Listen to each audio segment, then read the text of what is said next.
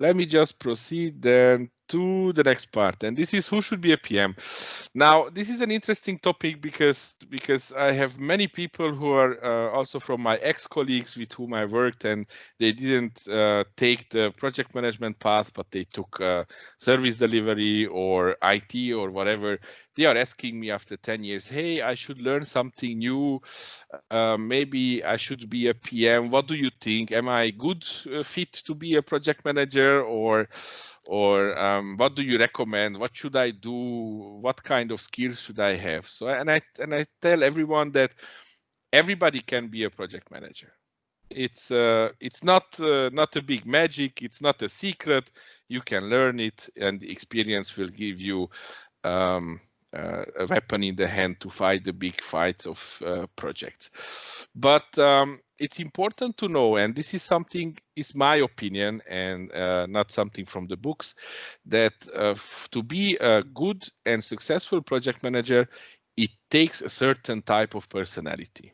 It takes a lot of, I would say, a combination of being somebody who is very open, but on the other hand, it takes also somebody who is introvert.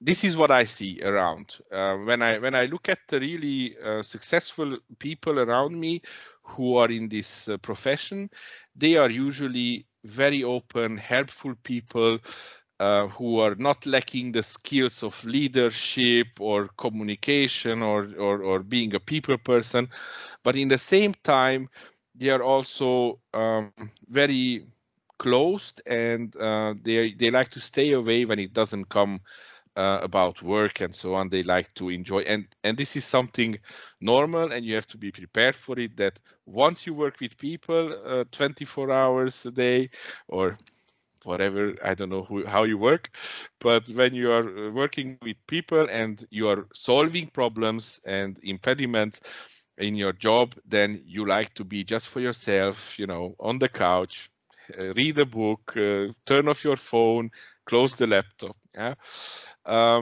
As personality traits, I outlined two of them with red, and one of them is in bold, and I find that very important, and I live by it. That's honest. That's honesty. You always have to be honest. Sometimes it doesn't pay off because people don't react to it in a good way, but I can tell you it's always appreciated. It's better to be honest and upfront than find all kinds of alternative ways of telling the alternative truth. Okay. The second most important is to have a good sense of humor, and I know that Sven is now laughing. A good sense of humor solves so many situations, so many frustration can be let out from a team.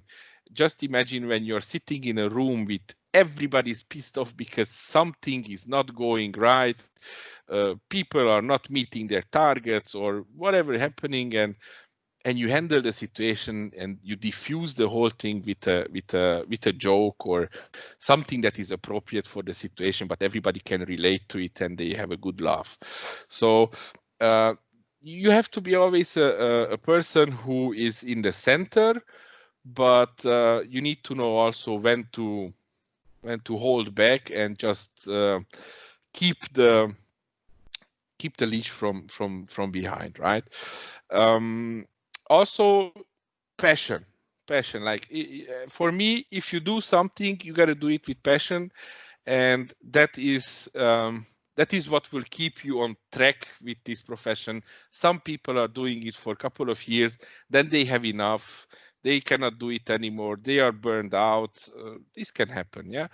But if you're doing it in a proper way, and this is not just a job that pays your bills, but it's something that you do with passion, you live by it, you also do your plans at home for your own life, you have a risk log for your own life, right?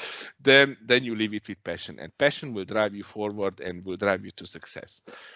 One more thing, and this relates to stress, is the willingness to deal with frequent interruptions. And we all know that who work in corporate environments, that it's impossible to work for an hour straight, at least, without being interrupted 20 times.